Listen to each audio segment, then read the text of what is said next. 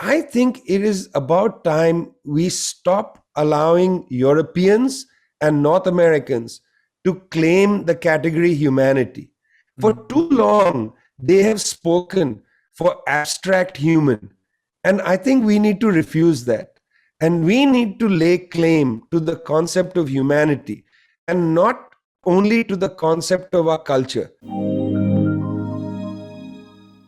You mentioned this idea of non-aligned movement. Were it to be something similar to the one advocated by India, Yugoslavia, Indonesia before, or slightly different? It's a really good question you raise about the non-aligned movement. Certainly the context in the 1950s at Bandung, for instance, when Chou En-lai, Nehru, and others gathered, met each other for the first time, and then the founding of the non-aligned movement in Belgrade in 1961, the context then was also impending military clash, nuclear clash between the United States and the Soviet Union. That was the main issue on the agenda and so on. But the situation was different. Globalization of the kind we see now was nowhere on the picture. Now countries are far more integrated with each other. We can see this, with the way inflation rates so quickly get imported into countries. Global inflation, within weeks, you get food price inflation impacting every country in the world. That's a mark of the kind of integration that we have now. So it's difficult to imagine a non-aligned movement of the 1950s and 60s just emerging today in the same way.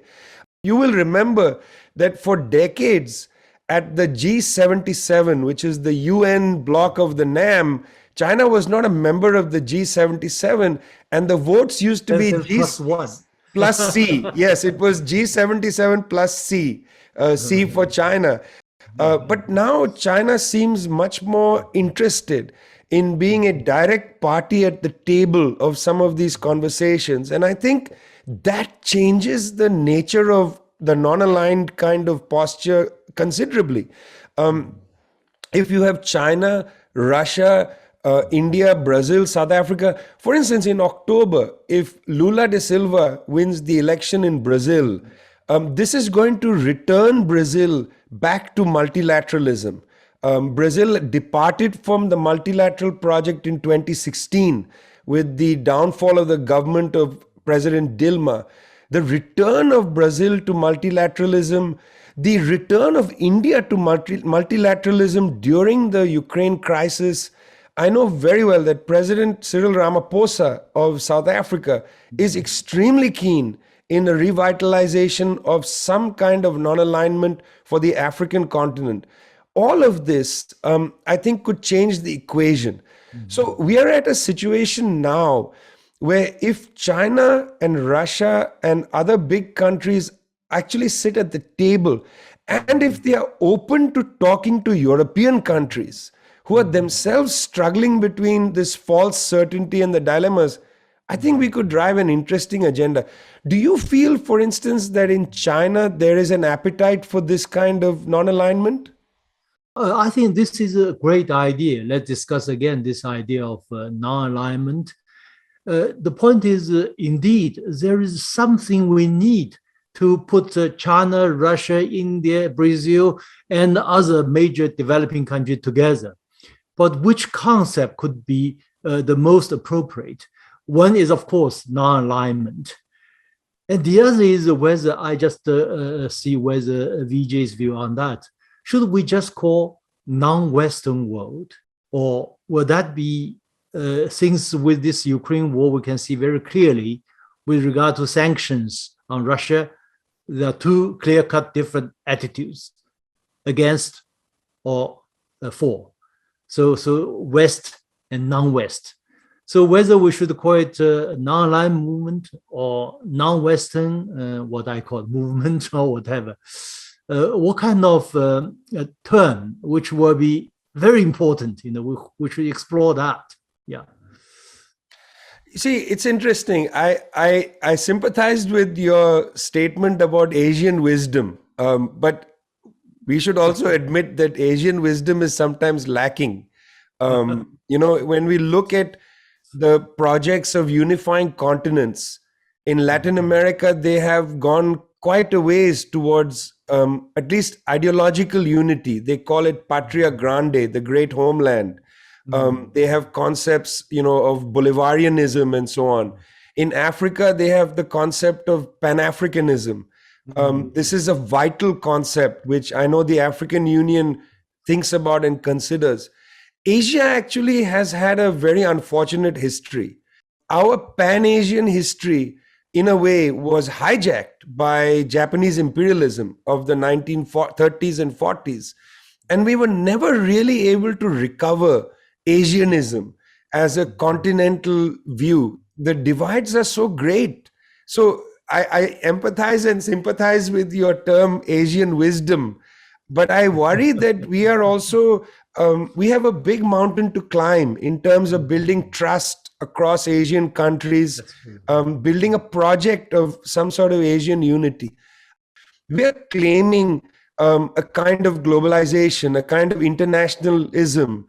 We are making a claim for humanity. They are basically stuck in a 19th century warlike, Congress of Vienna, Metternich, Henry Kissinger. This is an out of date form of thinking, this sort of Congress of Vienna, Metternich form of thinking, divide the world up, use military force, make people fear you and so on. I don't want that world. We can, if we want, we can call it Western, but I'm afraid it's not entirely only Western. As I said, we saw that in Asia in the 1930s and 40s. We don't want that. We don't want a return to militarism, war, intimidation. What is the sanctions regime but a form of economic warfare? We don't want all that. What we want is to make a claim to humanity. And I feel like the platform, whether it's BRICS, a new kind of G77, the UN General Assembly, whatever the platforms, and we should use all of them, whatever the platform, we speak from humanity. We don't speak from territory. And the reason I feel that's important is that I think it is about time we stop allowing Europeans and North Americans to claim the category humanity.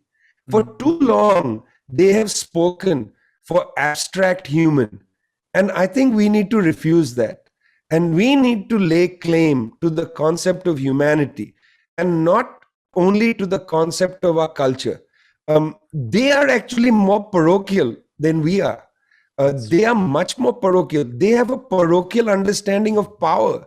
But we have a humanist understanding of the capacity of people and nature. And I think that's why I would say, let's be bold. Let's be a little, let's be a little ambitious. Yeah, I agree with your statement. The Western concept of humanism is much more parochial than at least the Chinese one, maybe also Indian one.